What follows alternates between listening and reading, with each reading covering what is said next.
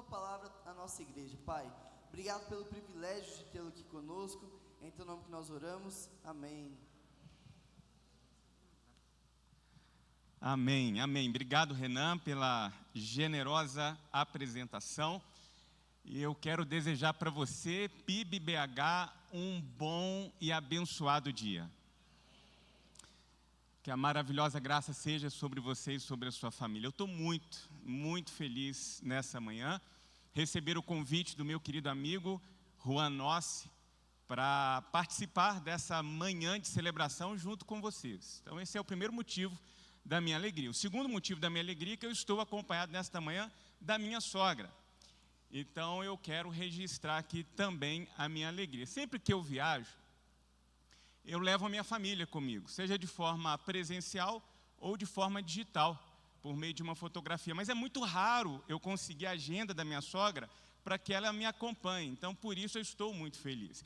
Eu sei que quando a gente fala uma coisa dessas, muita gente fica meio desconfiado, mas eu quero publicamente, eu sei que está sendo transmitido e gravado, declarar o meu amor para com a minha sogra. Eu amo a minha sogra. É verdade, eu sei que tem um pessoal que fica com aquela risadinha meio sem graça, especialmente se você está acompanhado da sua sogra nessa manhã. Mas eu estava, inclusive, era um projeto de vida, eu queria de alguma forma eternizar a presença da minha sogra entre nós. Então eu estava buscando alternativas, meios para que isso se concretizasse. E aí, depois de muito estudo, muita pesquisa, muita oração, eu descobri um caminho para eternizar a presença dela entre nós, que era fazer uma estátua da minha sogra lá no nosso terreno. E aí eu fui pesquisar, fui estudar, pedir ajuda ao ChatGPT, qual que era o material mais adequado, durabilidade, manutenção e tal. Aí descobri que a concretagem era a melhor alternativa. Aí fui ver a questão da proporcionalidade, tipo de cimento, tipo de brita, tipo de areia, e o que era necessário, quantidade de brita. Preparei tudo com muito carinho, com muito cuidado. Trouxe minha sogra, falei, sogra, hoje é o grande dia. Aí posicionei minha sogra lá no terreno onde eu queria exatamente fazer a estátua dela. Falei, sogra, agora é a hora da senhora escolher a pose. Pode escolher a pose que a senhora vai querer eternizar. Aí ela fez a pose. Fui lá e enchi uma colher de pedreiro de cimento. Eu falei, agora só tem que abrir a boca. Ela falou assim, abrir a boca para quê? Eu não quero ficar eternizada com a boca aberta. Eu falei, não, eu garanto para a senhora que a estátua no final vai estar com a boca fechada. Aí ela falou assim, mas para que então que eu tenho que ficar com a boca aberta? Aí aflorou o meu lado mineiro. Eu falei, uai, senhor, como é que a senhora quer que eu faça uma estátua da senhora sem a senhora comer o concreto? Então eu preciso que a senhora coma o concreto para eternizar. A senhora, ela saiu, eu não consegui eternizá-la entre nós. Então, quem sabe você consiga fazer uma estátua da sua sogra aí. Agora, aí já teve sogra, então o inimigo está se manifestando aí entre nós. Aí. Agora, tem uma coisa, que o pessoal às vezes escuta as experiências pessoais e quer reproduzir no almoço de domingo, né? O Ministério da Saúde adverte, se você não se dá bem com a sua sogra, não invente moda de fazer brincadeira com ela. Tá? É uma questão de preservação da sua integridade física, tá bom? Muito bem, meus queridos, eu queria nessa manhã, de maneira muito especial, trazer uma porção da palavra do Senhor ao seu coração. E o tema que eu queria dividir com vocês está aí projetado. Quando os sonhos se desfazem. E eu queria convidar você a acessar aí o texto bíblico, no Evangelho de João, no capítulo 21. Nós não faremos uma leitura prévia, nós vamos ler o texto à medida em que a gente avança na nossa reflexão. Mas eu quero convidar você, que está de posse aí do seu exemplar bíblico na forma analógica, em papel, ou na forma digital, a acessar o Evangelho de João, capítulo de número 21. E eu queria começar com uma pergunta para você. Quem aqui nunca se frustrou? Quem aqui nunca se frustrou? Vocês testificam uma verdade universal. Todos nós, em algum momento da nossa travessia, teremos as nossas expectativas frustradas. Sonhos, planos, desejos que jamais saíram do campo das intenções, porque por alguma razão, em algum momento, foram frustrados. Isso revela uma verdade muito importante para nós, sobretudo como servos de Deus, como discípulos que caminham no caminho pela estrada de Jesus, de mãos dadas com Jesus, um discipulado de Jesus. E essa verdade é que o fato de nós crermos em Jesus, o fato de andarmos pautados no Evangelho de Jesus, não nos isenta das frustrações, não nos isenta das decepções, das intempéries da vida, das contingências da história. E prova disso são os próprios discípulos que acabaram se frustrando não com as promessas de Deus para com eles, mas se frustrando por conta de expectativas irreais que nutriram a respeito do próprio Senhor Jesus.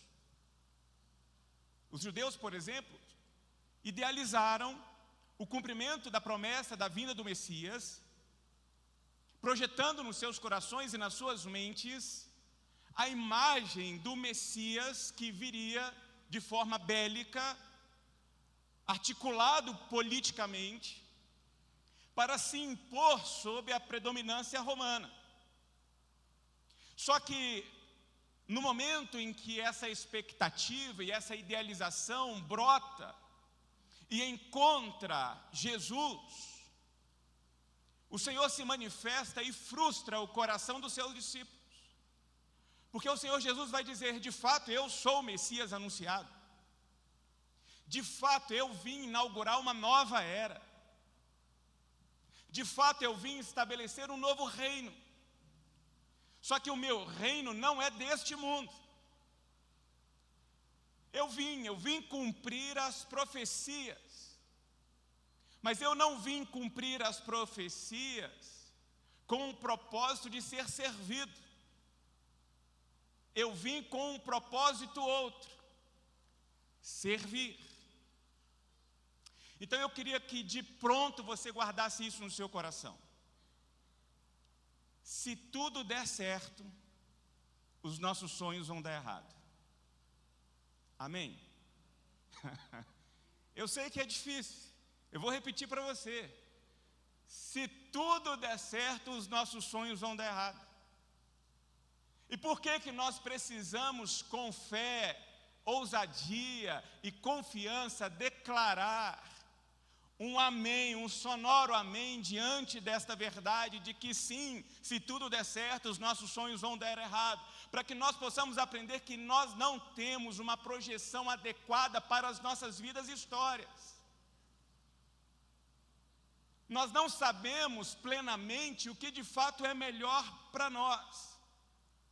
Se aquilo que nós desejamos hoje, se aquilo que nós planejamos para o ano de 2024, porque eu sei que tradicionalmente existe na cultura cristã evangélica as nossas ações pré-ano novo, de se assentar e criar os nossos planejamentos, as nossas listas, os nossos sonhos.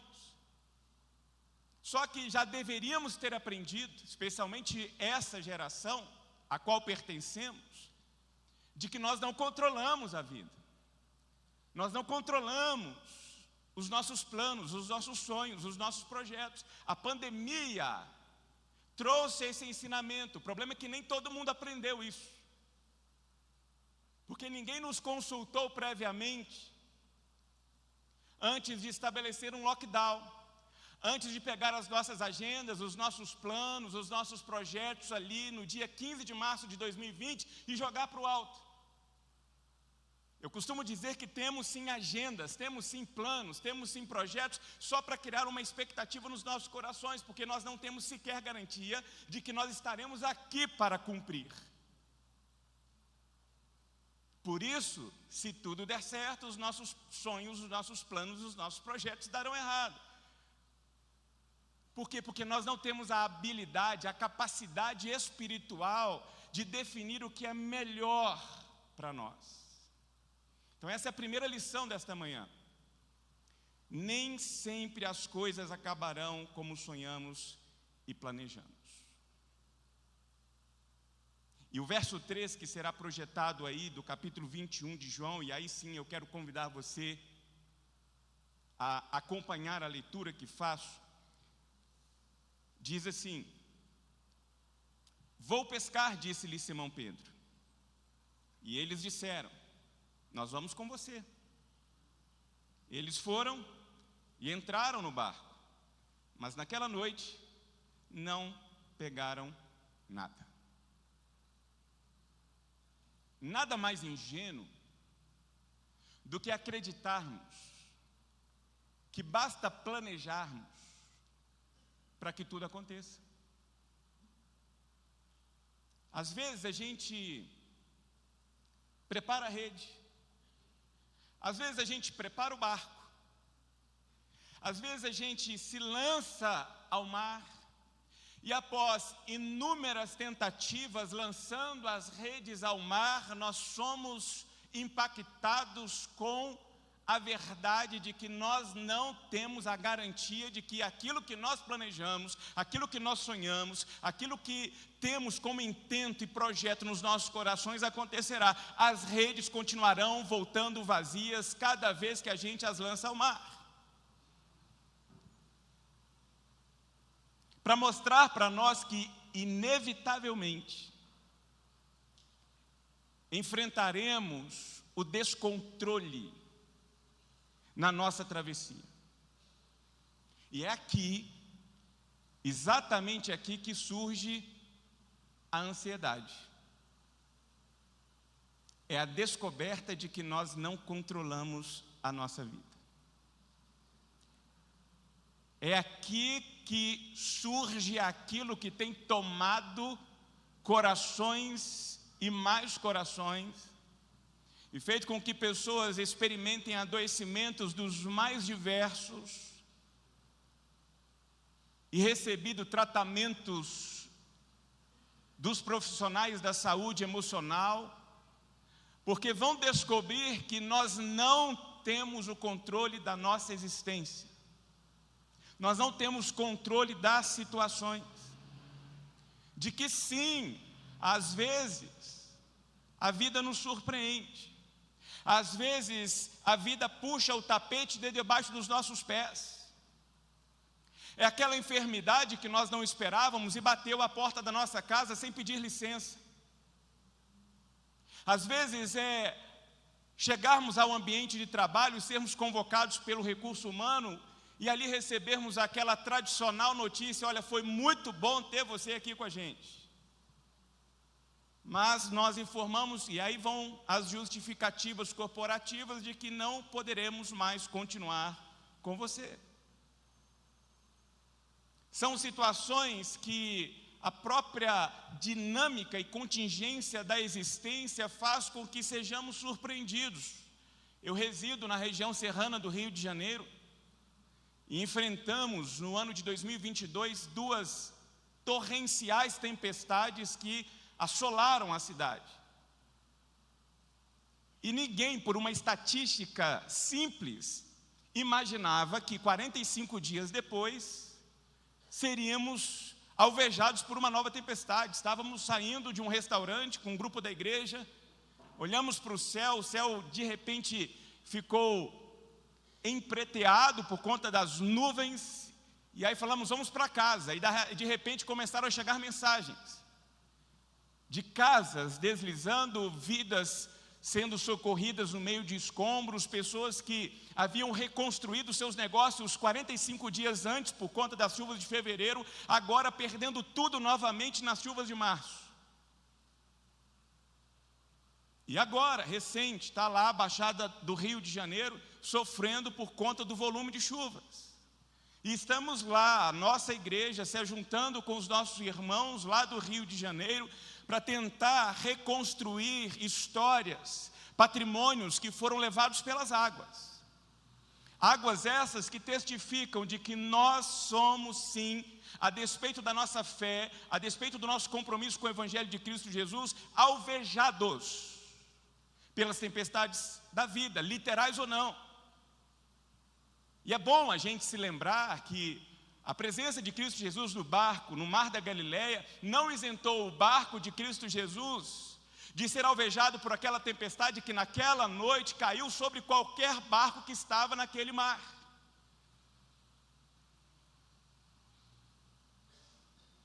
Tem uma canção que nós conhecemos. Renan é novo. Renan é novo. Vou pegar, meu pai está aqui acompanhado da Bia. Meu pai se lembra muito bem disso, porque ele foi um dos meus mentores espirituais, que me guiou no caminho do Senhor. Tinha uma musiquinha, lá da minha época, e da época de muita gente aqui, que nós cantávamos. Está aqui Claudinei, da época do Claudinei também. Com Cristo no barco tudo vai muito bem. E perfeito, tá vendo? Eu nem sou regente de coral e deu certo. A gente cantou isso lá. Tem uma geração aqui que não cantou, já deu para perceber, mas nós aprendemos isso lá no berçário, cantávamos isso, olha, com Cristo no barco tudo vai muito bem. Só que a gente cresce, a gente amadurece, a gente precisa no processo de crescimento e de amadurecimento ressignificar a nossa fé. E a ressignificação da fé me fez entender que com Cristo no barco, que ele vai tudo muito bem, mas nem sempre passa o temporal. Nem sempre passa o temporal. Só que esta é uma verdade incômoda. A teologia triunfalista, apregoada de maneira rasa e diabólica por aí, faz-nos acreditar que uma vez com Cristo nenhum encravado a gente vai ter. Mentira! Há tempestades que duram uma noite e são surpreendidas pelo novo amanhecer, que então faz o sol nascer, as nuvens pesadas se dissiparem, e então o céu ser limpo e sermos surpreendidos por um novo amanhã. Eu cheguei aqui a BH, estava com chuva, e ontem nós fomos surpreendidos, todos nós, por um lindo dia de sol. Mas há noites que duram semanas, há tempestades que perduram meses, há provavelmente aqui entre nós, presencialmente ou nos acompanhando pela internet, vidas que estão há anos sendo alvejadas por uma forte e torrencial tempestade.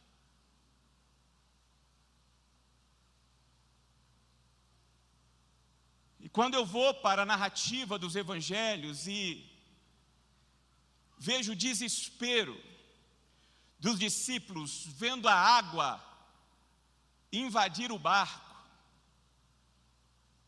e eu não sei se vocês ficaram sabendo disso, mas o pastor de vocês passou um perrengue em Foz do Iguaçu.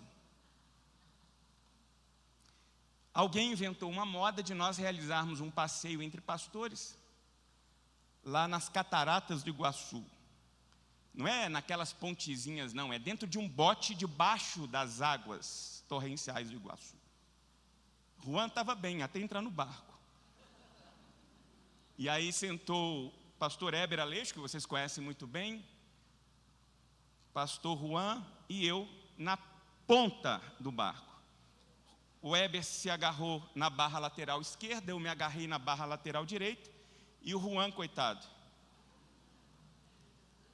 ele estava igual Jesus, no meio de dois bandidos. Ele não tinha onde se segurar, desesperado. O barco batia, subia, o Juan subia, a gente puxava a perna do Juan e voltava com o Juan. E eu vi o Juan gritando, Jesus, Jesus! Desespero. O Juan era um arquétipo dos discípulos naquele dia. A água entrando, o barco sacudindo, nós vamos morrer, e de repente eles olham e está lá Jesus Cristo deitado, como que se estivesse num berço esplêndido, dormindo. E aquilo gera um incômodo de tal modo que eles acordam o Senhor e falam assim, o Senhor não está vendo que está chovendo aqui?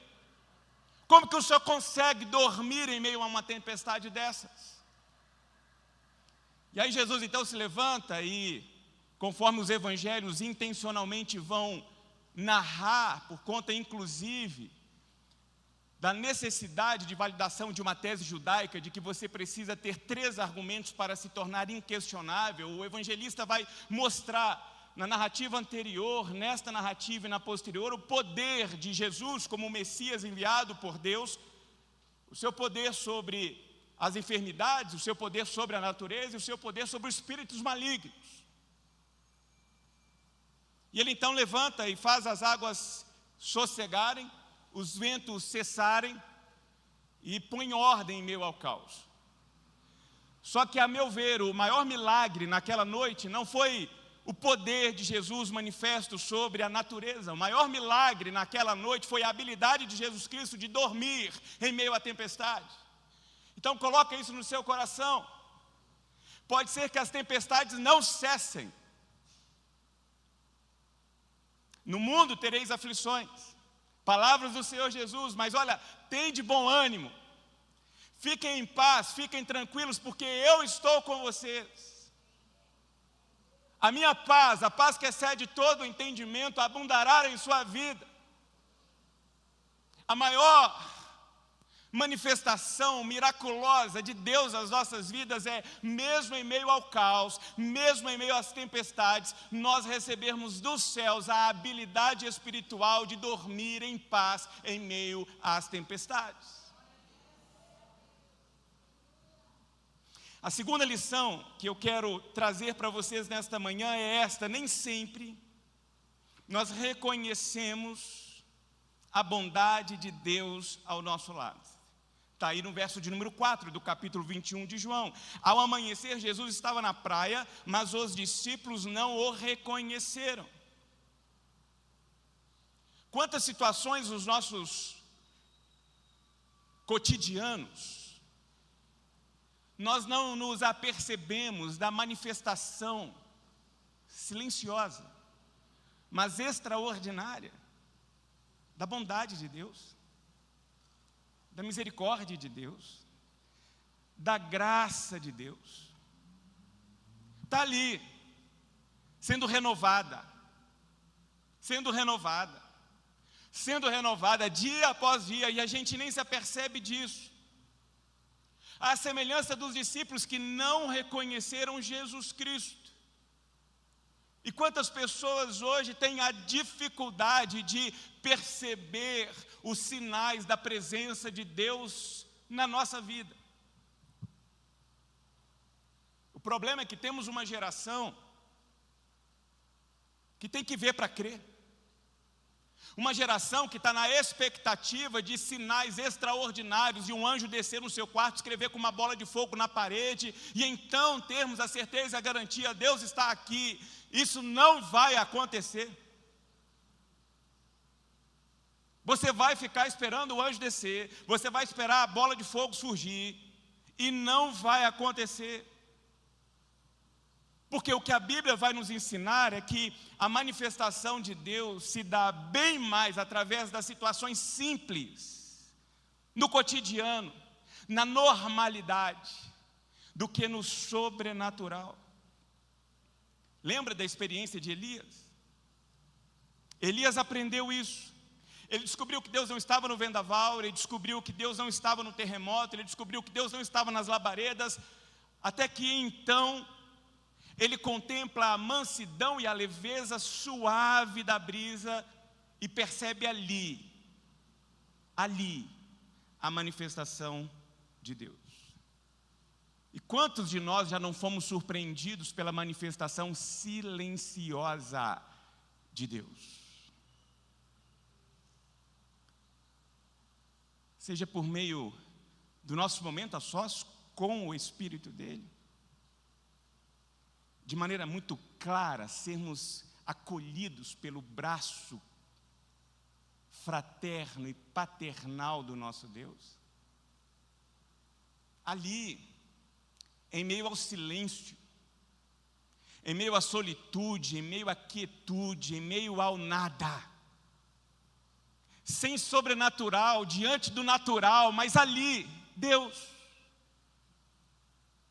por meio de uma mudança de frequência nos rádios automotivos ou nas mudanças das nossas playlists, sermos surpreendidos por uma voz, por uma melodia, por uma harmonia que numa composição poética traz uma palavra dos céus aos nossos corações. Por meio do abraço de algum ente querido, de um amigo, por meio de um telefonema, de uma mensagem de WhatsApp. Eu não sei você, mas eu já tive a oportunidade de sentir Deus por meio de uma mensagem de WhatsApp.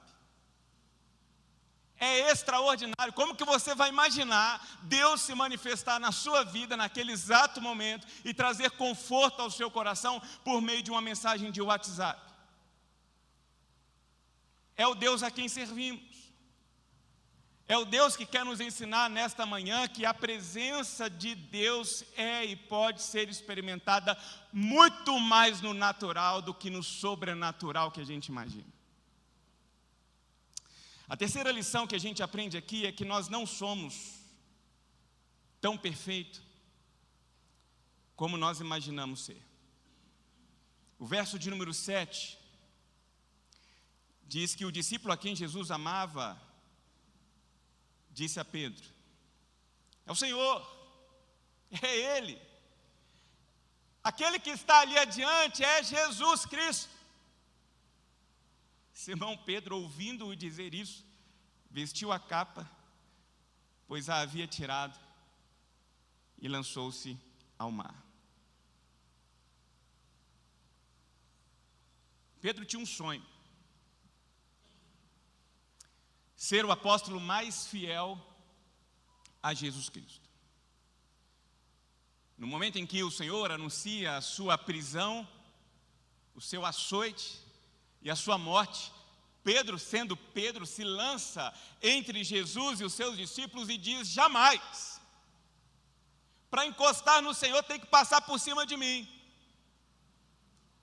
para que o Senhor experimente a morte antes, eu preciso experimentar da morte.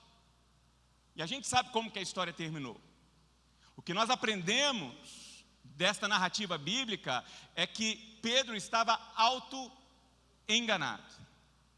Apesar do desejo de ser um discípulo exemplar, na primeira oportunidade que Pedro teve, ele traiu o seu amigo sem qualquer tipo de ameaça à sua integridade física.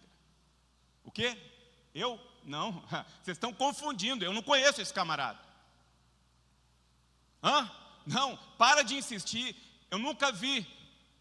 Vocês estão me confundindo com outra pessoa. Para com isso.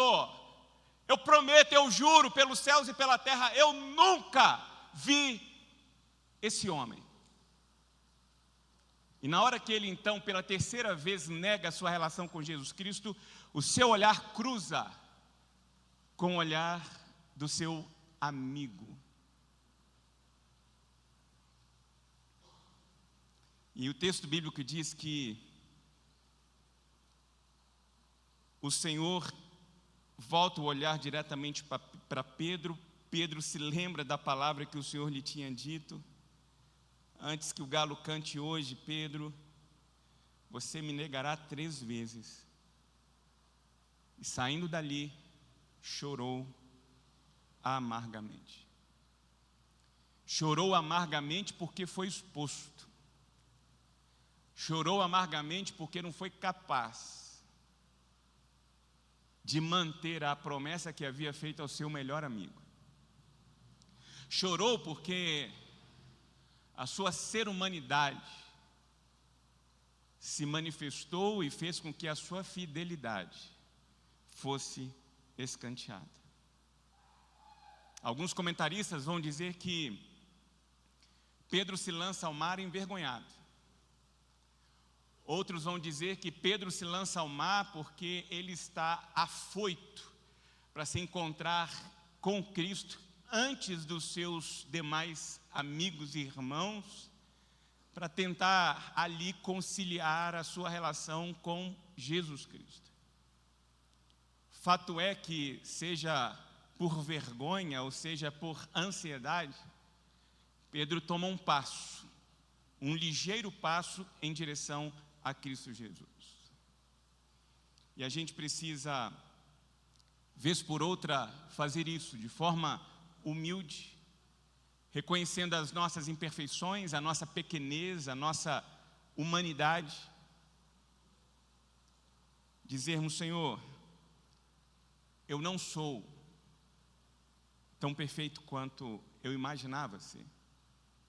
E Jesus, de maneira muito, e aí é uma leitura muito particular minha, a minha interpretação do texto, faz um movimento terapêutico com Pedro, porque ele prepara a fogueira, como que se quisesse curar a memória de Pedro, que momentos antes, diante da fogueira, traíra o seu amigo. É como que se Jesus quisesse curar a memória de Pedro, para que todas as vezes que ele olhasse novamente para uma fogueira, ele não tivesse a lembrança da traição, mas agora da reconciliação. E aí Jesus Cristo então coloca a mão nos ombros de Pedro e faz 3 perguntas que a língua portuguesa não capta. Porque quando lemos o texto, Jesus faz 3 perguntas praticamente idênticas. Pedro, você me ama? Pedro, você me ama? Pedro, você me ama? Só que na língua original, que é a língua grega, você tem pelo menos 6 termos para a definição da expressão sentimental amor. 3 as mais tradicionais que nós conhecemos: ero, filéu e ágape. Eros é o amor faminto. É o amor que levou você, namorado, noivo, casado, a olhar para ele, olhar para ela e dizer o seguinte: é meu, é minha, ninguém pega. É a atração física, é o erótico, é o eros, é a paixão, é o fogo que arde e faz com que sejamos impulsionados em direção àquele ou àquela que desejamos para nós. Até que então damos as mãos, começamos a namorar e fazemos uma caminhada até o altar, e ali então começamos a nutrir não mais o eros, mas o filéu, o amor fraterno. Se enquanto o eros eu quero para mim, satisfazer a mim, agora no filéu tem que dar certo para ambos. O desejo de Deus é que a gente dê passos adiante e alcancemos o patamar do amor ágape. É o amor divino, é o amor espiritual, é o amor renúncia, é o amor que se tem que dar certo, que dê certo para você. Então Jesus Cristo se aproxima de Pedro e diz: Pedro, você me ágape? E ele diz: sim, Senhor, eu te ágape. Pela segunda vez ele pergunta: Pedro, você me ágape? E ele pela segunda vez olha nos olhos do seu amigo e diz: Senhor, eu te ágape. E então pela terceira vez Jesus olha para Pedro e pergunta assim: Pedro, você me filéu? Ele para, ele fica agora exposto e está petrificado diante do amigo. E ele diz: o Senhor sabe de todas as coisas, o Senhor sabe que eu não te ágape coisa nenhuma. Mal eu te filéu, eu traí o Senhor sem ameaça alguma. E nessa hora Jesus puxa Pedro para perto e diz assim: meu amigo, eu sabia disso, o tempo todo eu sabia disso, e você chegou agora exatamente onde você deveria chegar. A consciência de quem você é, a consciência das suas limitações, a consciência da sua humanidade, das suas fraquezas. Agora você está pronto, por isso eu te comissiono, cuida do meu rebanho. E aí eu imagino Pedro: para, Jesus, para com isso, o Senhor está de brincadeira, o Senhor não me ouviu falar que eu não te ágape? Eu acabei de falar para o Senhor que eu não te ágape, porque mal eu te filéu. E aí Jesus, com toda elegância, pega Pedro, puxa Pedro e fala: Pedro, eu sei disso, meu amigo. Eu não estou atrás de pessoas perfeitas. Eu estou atrás de corações coerentes. Porque é diante do reconhecimento da sua fraqueza que o meu poder se aperfeiçoa. Nós precisamos reconhecer esta verdade nas nossas vidas. Nós não somos perfeitos como gostaríamos de ser. E essa consciência não deve ser um elemento desmotivador, não. Pelo contrário, tem que ser um elemento que nos motive cada dia mais a andar na direção de Deus. E de mãos dadas com o Espírito Santo de Deus, sermos renovados na nossa fé e fortalecidos pelo poder do Espírito que tirou Jesus Cristo do mundo dos mortos e foi disponibilizado a nós no comissionamento que o Senhor disse: Olha, tem uma promessa, descerá sobre vocês o meu Espírito, e vocês serão minhas testemunhas, onde quer que vocês forem, fazendo o que for, com quem quer que seja. Esse Espírito está disponível a você. Esse Espírito está disponível para agir no seu casamento, na sua família, na sua história, e derramar sobre você a boa, perfeita, agradável vontade do Senhor. O que eu preciso fazer, Daniel, para receber a manifestação sobrenatural desse poder de Deus na natural rotina da minha vida e da minha história? Reconheça a sua humanidade, rende-se ao senhorio do Senhor Jesus Cristo e permita que o poder dele se aperfeiçoe diante do reconhecimento da sua fraqueza. Quarta lição: as bênçãos de Deus não caem do céu. Tem uma turma aí que acha que existe um Skydex, que a gente tem um Sedex e é como se tivesse um Skydex. A gente pede, faz uma encomenda, e aí o mercado celestial vem e traz para a gente. Não existe isso. O versículo de número 9, o versículo de número 10 contam que, quando desembarcaram, viram ali uma fogueira, peixe sobre brasas, e aqui nasce, Jesus Cristo é gourmet. Se você acha que o McDonald's foi o primeiro a fazer McFish, você está enganado. O primeiro McFish quem fez foi Jesus Cristo, a multiplicar pães e peixes, e aqui nós temos o primeiro churrasco na brasa feito pelo Senhor Jesus Cristo com um bom peixe assado. Está aqui dito para nós: peixe sobre as brasas e um pouco de pão. McFish feliz pelo Senhor Jesus. E então Jesus diz: tragam alguns dos peixes que acabaram de pescar. Grava isso no seu coração, em nome de Jesus. Os milagres de Deus,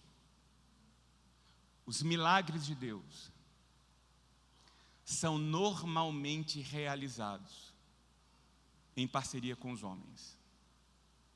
Eu vou repetir: os milagres de Deus são normalmente realizados em parceria com o homem. Jesus fez a parte dele, ele deixou já a brasa prontinha. O fogo está aceso. Agora era necessário que alguém trouxesse os peixes.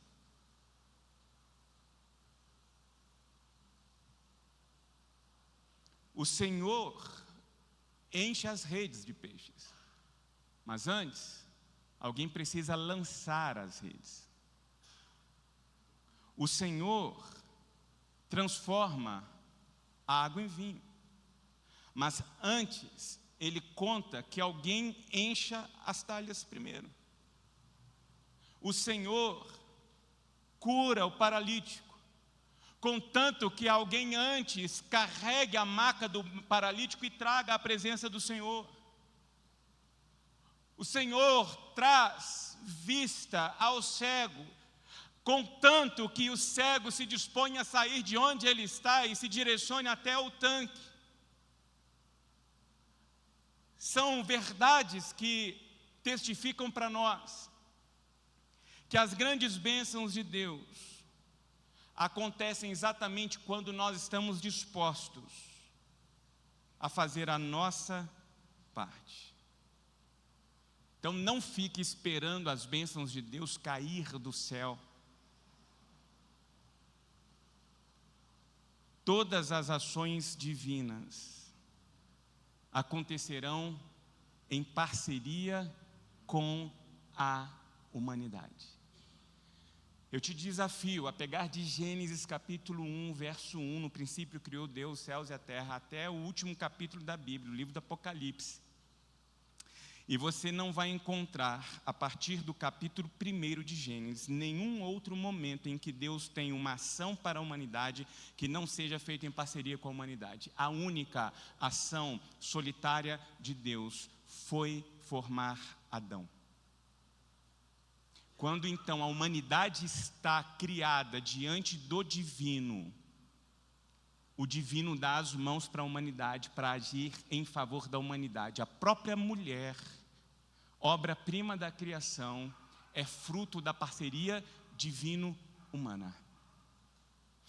Todas as demais ações de Deus na história, até culminar em Cristo Jesus. Quem é Jesus? É o Deus homem. É o eterno que se carnaliza entre nós e em forma de homem abre a janela do mundo dos homens para que então um novo e vivo caminho seja criado.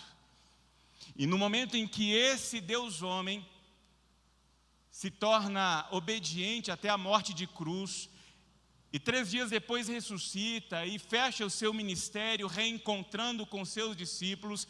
Antes de subir aos céus, ele disse: olha, eu continuarei com vocês, munindo vocês de poder e de competências espirituais, para que vocês, seres humanos, continuem estendendo o reino de Deus sobre a face da terra. A primeira igreja batista em Belo Horizonte é a resposta para as demandas deste tempo nesta cidade, neste estado e neste país. O nosso papel não é nos acolhermos dentro deste templo como velas acesas, na expectativa de que a resposta de Deus para Belo Horizonte cairá dos céus. Não! A resposta de Deus para Belo Horizonte está aí, do seu lado. Olha para o seu lado aí, olha para o seu lado aí, olha aí. Esta é a resposta de Deus para Belo Horizonte. Esta é a resposta de Deus para o estado das Minas Gerais. Esta é a resposta de Deus para o Brasil. Esta é a resposta de Deus para o mundo. Nós somos a materialização de Deus na história. A nossa oração tem que ser o cumprimento da oração do Senhor Jesus, que olhando para os céus diz: olha, Pai, assim como a vontade do Senhor é feita aí, que seja feita aqui. Como? Com a sinalização do reino. De que forma? Das nossas vidas. Onde? Onde quer que estejamos. Fazendo o quê? Qualquer coisa. Quer comendo uma pizza, Claudinei? Quer tomando um açaí? Faça isso para a glória de Deus. Você já comeu pizza para a glória de Deus? Você já tomou um açaí para a glória de Deus? Porque não é essa a orientação bíblica? Quer comendo, quer bebendo, quer fazendo qualquer coisa, faça para a glória de Deus. Gente, essa é a proposta de Deus para nós. Existe um propósito para a sua vida. Você já encontrou o seu propósito? Porque se o seu propósito, como muita gente imagina, é crescer, engordar, ficar careca, encher a paciência dos outros, o seu propósito é muito pequeno. O propósito para a sua vida é ser a expressão material de Deus na história. É abençoar a vida de alguém, é transformar o mundo de alguém. E então, as pessoas olhando para nós possam ver Deus em nós e glorificar a presença de Deus por meio das nossas vidas. Você, portanto, essa expressão do céu sobre a face da terra. Penúltima lição: o amor não está desvinculado das ações. E aí nós lemos a partir do verso 15 de João 21, que depois de terem comido, Jesus pergunta a Simão Pedro: Simão, filho de João, ama-me mais do que a esses outros? E ele respondeu: sim, Senhor, tu sabes que te amo. E ele lhe disse: apacenta os meus cordeiros. Tornou a perguntar pela segunda vez: Simão, filho de João, tu me amas? E ele então respondeu: sim, Senhor, tu sabes que te amo. Disse-lhe Jesus: pastorei as minhas ovelhas. E pela terceira vez Jesus perguntou: Simão, filho de João, tu me amas? Pedro entristeceu-se por ele ter dito pela terceira vez: tu me amas? E respondeu-lhe o Senhor: tu sabes todas as coisas, tu sabes que te amo. E Jesus então disse: apacenta as minhas ovelhas. Você já aprendeu alguns minutos atrás o que acontece nesse diálogo, mas o mais importante aqui é que a cada declaração de amor feita por Pedro a Jesus é respondida com um comissionamento de Jesus a Pedro com relação a causa de Deus. Com relação à causa de Deus. O que isso aqui significa para nós? Mais do que ouvir que nós amamos Deus, Deus quer ver se de fato nós o amamos. O desejo de Deus é ver o amor declarado por meio das nossas vozes, materializado por meio das nossas ações. Não há como você dizer que ama a Deus se você odeia o seu irmão. Não há como você dizer que ama a Deus se você não se envolve com a obra de Deus.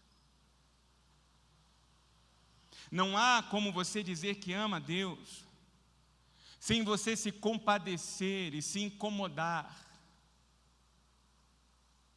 com o que acontece ao seu redor. E ser um instrumento testemunhal vivo da presença de Deus na vida e na história das pessoas.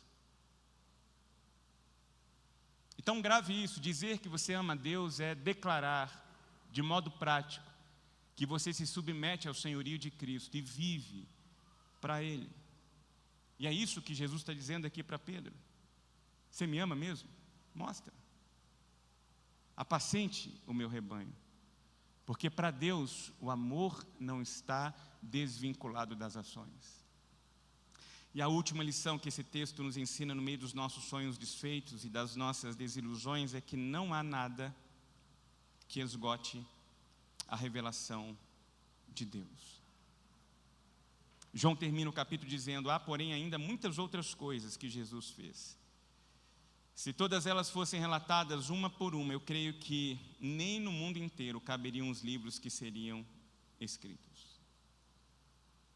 Em outras palavras, o que João está dizendo aqui para nós é que Jesus fez muito além daquilo que está registrado para nós. O que foi entregue a nós, Deuteronômio 29 vai dizer isso, aquilo que foi revelado a nós é suficiente para que então compreendamos o plano salvífico de Deus para nós. Mas aquilo que foi revelado a nós não traz por completo aquilo que é de Deus e do ministério de Cristo Jesus. E por que eu estou dizendo isso aqui? Porque às vezes nós temos a tendência de colocarmos Deus do tamanho das nossas compreensões, de encaixarmos Deus a partir da limitação das nossas mentes, dos nossos credos, das nossas doutrinas. E eu vejo, andando por esse Brasil, lidando com líderes pastorais por todo esse cenário brasileiro, ouvindo membros de igreja, conversando com lideranças, eu posso afirmar que quando a gente acredita que a nossa denominação, que a nossa religião é dona de Deus, quando a gente tenta colocar Deus como um empregado da igreja, que Deus precisa então, por conta do seu amor, da sua bondade, da sua misericórdia, atender os nossos caprichos, e a gente começa então a tornar a oração como uma varinha do condão, que a gente sacode na expectativa de que Deus então deixe o seu trono de graça, se levante e por misericórdia venha em nossa direção e materialize em nós a nossa própria vontade. Quando a gente começa a ter ações semelhantes a essa, nós cometemos idolatria. E às vezes nós temos tendência de caracterizar idolatria apenas quando nós olhamos para o outro lado da rua e acreditamos que a idolatria é apenas metal. Não, a idolatria é também mental. Às vezes nós idolatramos uma ideia de Deus, uma ideia que não necessariamente diz a respeito de Deus. E quando nós idolatramos uma ideia que temos de Deus e não necessariamente a pessoa de Deus revelada por seu Filho Jesus, registrado nas Sagradas Escrituras, nós estamos ali cometendo idolatria. E aí, ao invés de nós adorarmos a Deus, o único Deus vivo sobre tudo e todos, nós começamos a cometer a idolatria de acreditar e de apregoar aquilo que nós acreditamos a respeito de Deus. Só que Deus é muito maior do que aquilo que nossa mente alcança. Deus é maior do que a primeira igreja batista de Belo Horizonte. Deus é maior do que a denominação batista. Deus é maior do que a institucionalização da igreja. Nós somos agentes do reino de Deus. Nós não estamos aqui a serviço dos homens, nós estamos aqui para materializar na história e na vida o amor de Deus por meio das nossas vidas. Eu não sei como que você entrou aqui nesta manhã. Eu não sei como está a sua história. Eu não sei quais são os momentos que você já tem enfrentado no ano de 2024. Eu não sei se 1, 2 ou alguns sonhos que você planejou para este ano já foram frustrados. Eu não sei se da sua lista de planejamento para 2024, ao invés de você dar um check azul, verde, você está já marcando um X, um vermelho, reluzente. Eu não sei quais têm sido as suas razões de pranto, de choro, de noites acordadas. Eu não sei quais têm sido as experiências que você tem tido de fracasso.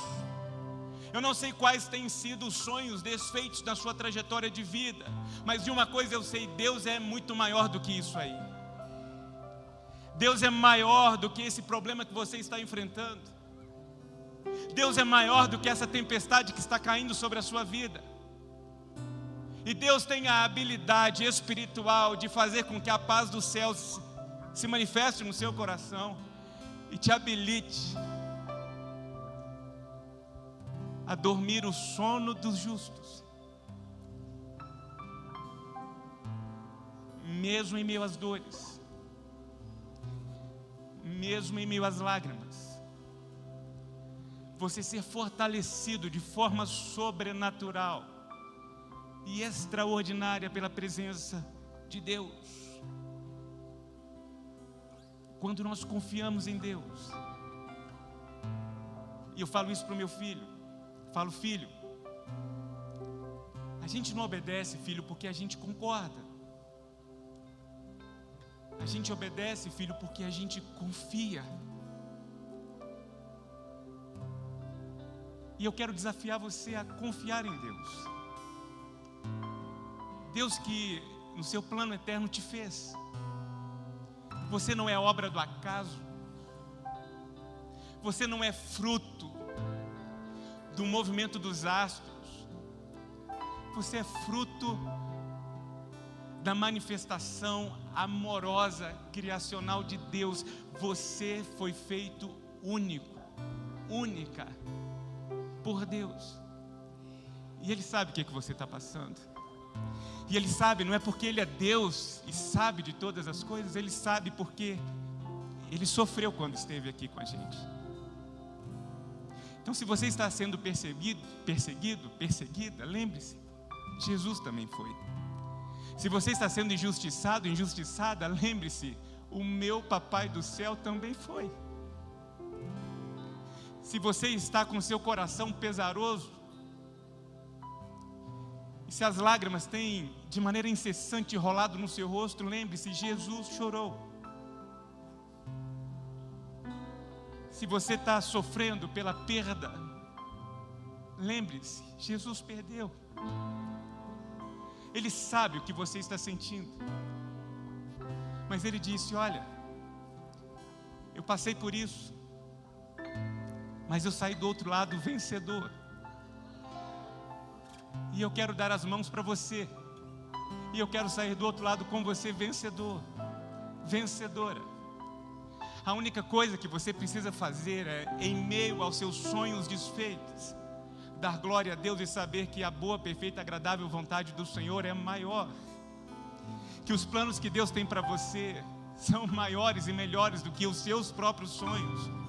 A nossa mente, o nosso coração, os nossos pensamentos não são capazes de alcançar aquilo que Deus tem planejado desde a eternidade para se cumprir sobre a sua vida, sobre a sua história. E por isso eu queria dar a você nesta hora a oportunidade de você demonstrar a sua confiança e dizer: Deus, eu não estou entendendo nada. Deus, está doendo muito, mas eu quero obedecer exatamente nesses momentos em que eu não entendo absolutamente nada, mas é porque eu quero confiar no Senhor. Eu quero confiar na manifestação da Tua vontade sobre a minha vida. E se esse é o desejo do seu coração, eu quero orar com você, eu quero orar por você. E quero convidar você aí onde você se encontra, se colocar em pé. E ao mesmo tempo que você se coloca em pé, eu quero que espiritualmente você se lance no colo de Deus e diga para Deus: Deus, eu confio no Senhor. Esse é o seu momento com Deus, esse é o seu momento com o seu Pai do céu. E eu quero que você se coloque em pé, feche os seus olhos, conecte o seu coração, o coração de Deus, e diga: Deus, eu quero hoje confiar na Tua vontade sobre a minha vida. Eu quero confiar nos planos que o Senhor tem para a minha vida, para o meu casamento, para a minha história. E por isso eu quero me lançar no Teu colo de amor, eu quero sentir o Teu abraço. Eu quero ser alcançado pela paz que excede o entendimento. Eu quero, Deus, nesta manhã receber dos céus a habilitação de conseguir dormir em meio às tempestades, ó Pai.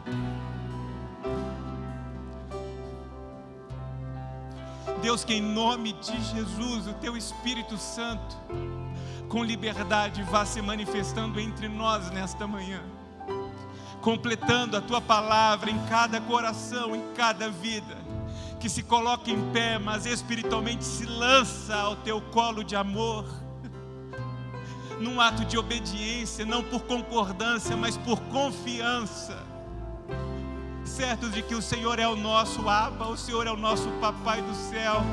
O Senhor nos fez, o Senhor sonhou com cada um de nós, e o Senhor projetou a nossa vida, projetou a nossa história, e nós queremos, em nome de Jesus, viver os sonhos que o Senhor tem reservado para nós. Por isso, Deus, nós nos rendemos, nós consagramos as nossas vidas, as nossas histórias, os planos, os desejos dos nossos corações diante do Senhor. Nós queremos dizer: Senhor, isso aqui é o que nós estamos planejando, isso aqui é o que nós estamos desejando. Todavia seja feita a Tua vontade sobre nós, sobre o nosso casamento, sobre a vida dos nossos filhos. E eu consagro mais uma vez a vida do Gustavo na Tua presença. Que ele seja acompanhado, ó Deus, de igual modo todos os filhos e netos que estão nesta hora sendo apresentados diante do Senhor, sejam acompanhados de maneira incessante pela Sua bondade, pela Sua misericórdia. Que a palavra viva e eficaz do Senhor guie os seus caminhos como lâmpada para os seus pés, fortalecendo os seus corações, as suas mentes, de modo que aonde quer que estejam, fazendo o que for, com quem quer que seja, ali o Senhor manifeste o Seu poder por meio de suas vidas, por meio de suas histórias. Deus, tome em Suas mãos os cônjuges, os casamentos, a família, a instituição espiritual criada pelo Senhor, e as portas do inferno não prevalecerão sobre os sonhos que o Senhor tem reservado para as nossas famílias. Por isso nós consagramos os nossos casamentos diante do Senhor, para que Satanás não tenha brecha e oportunidade de lançar flechas dentro dos nossos lares.